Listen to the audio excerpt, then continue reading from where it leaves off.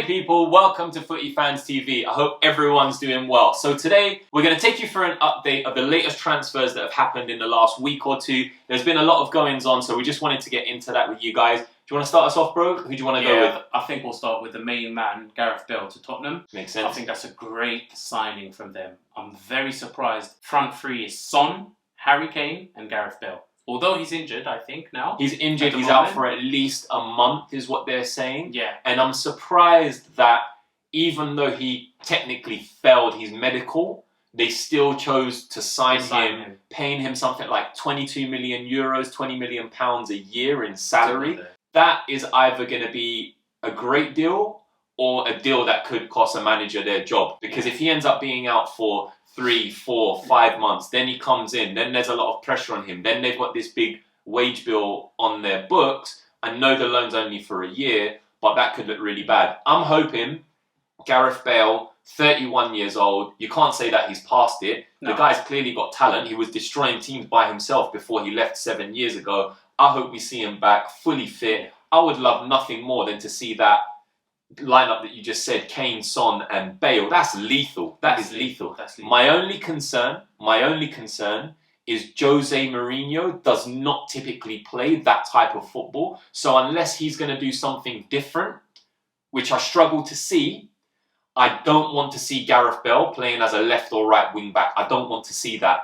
I don't want you to show me Gareth Bale playing as a defender. You did it to Samuel Eto'o. You've done it to Lukaku. You've done, there's a number of players I could go through to say that you've done it to.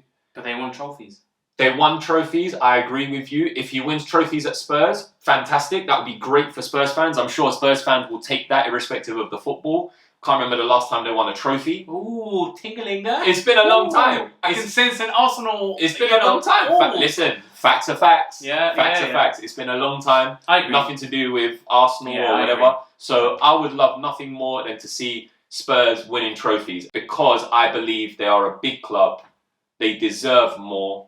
However, I struggle to see how it's going to happen with the players and the philosophy of the manager. I don't see how the two gel together.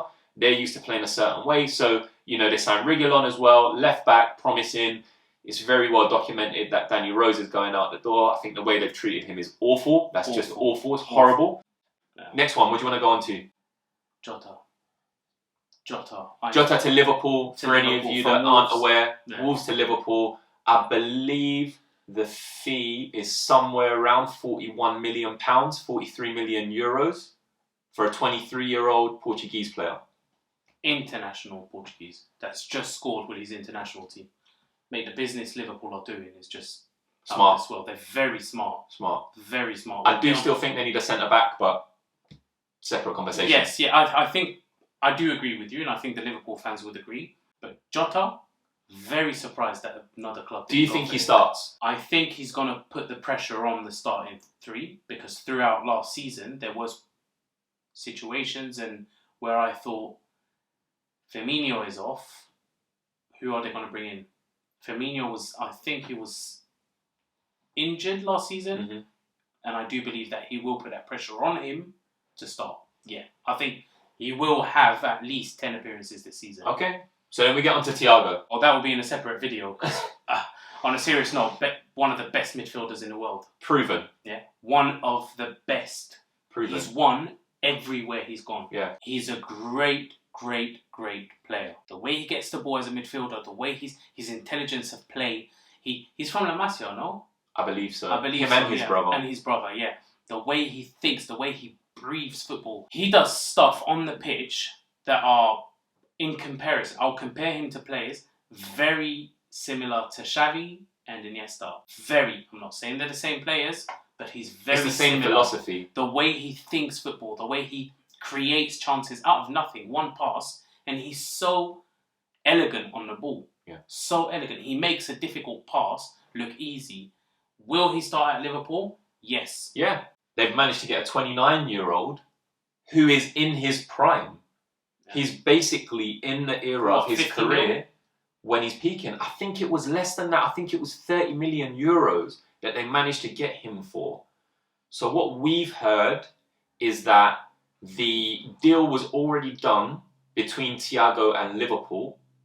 they already agreed with the player. They just had to go to Bayern. So for you guys out there that don't maybe know the ins and outs of how transfers work and you're a little bit confused, let us know. Comment down below if you want us to do a separate video on how transfers work, how players are approached, how the negotiations work. We can give you some insight, being two people that have played football. Sammy's played at a much higher level than I have. We both know agents. So if that's something that you'd be interested in, let us know down below.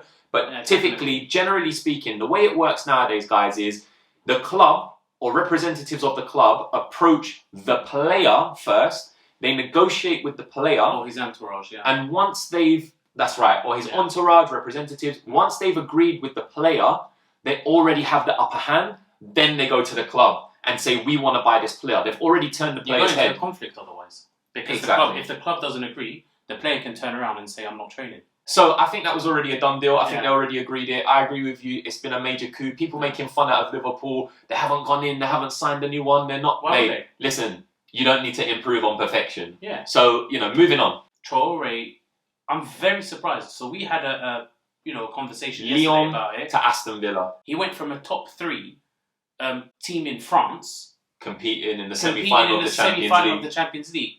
To Aston Villa. Who are fighting a relegation battle. They'll go down this season. They're part of the 3 I gave as going down. I don't see them staying up. Is he thinking, I'm going to come to England, smash one season, and get a move to a bigger club? But you could have stayed at Lyon. You were playing on the bigger stage. You were doing your bit. So I don't understand. Like, I'm trying to sit down and, understand what the process is. And as a footballer, it doesn't make sense. And as, an agent, it doesn't make sense. So unless they said, listen, you come to us and we'll pay triple. And we know Aston Villa don't spend that money. They don't have that money to spend. Yeah. I don't understand what's behind it. Moving on to Mendy. Mendy. Chelsea. So we think, and we've heard, that it was a done deal. Long time ago. Yeah. So it was just Rennes trying to get a bit more. If they can grab $1 million or 2 million on this, on the side, then they'll try and negotiate. Of course. But it's a done deal. Kepa. What's going to happen with Kepa? I believe, and would love to hear the opinions of people out there, I believe Mendy has been brought in to give Kepa serious competition for the number 1 spot. Yeah.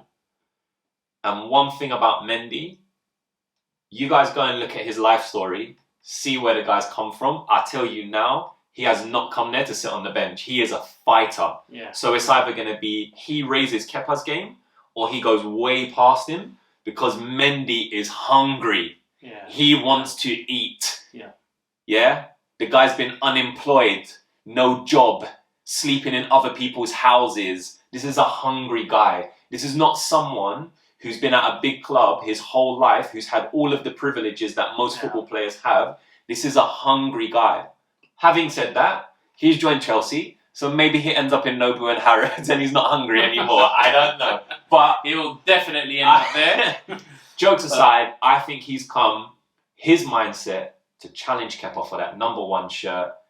But I don't think that Chelsea at this point are going to try to move Kepa on. I don't believe that was the idea. The last time Chelsea went to Rennes to get a goalkeeper, we know what happened. The keeper ended up being one of the greatest goalkeepers for the club.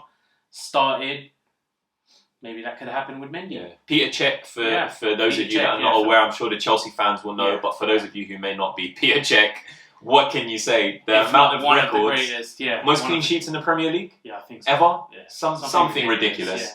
So he's not coming in to sit on the bench. And if he is, I think he's going to put a massive pressure on Kepa. Massive. So let's see how it goes. Let's see what happens. Yeah. All right. Really appreciate you guys. Hope you enjoyed that one. Please comment down below, subscribe, like, and share. Tell us what else you want to see in the description. You've got the links to all of our socials.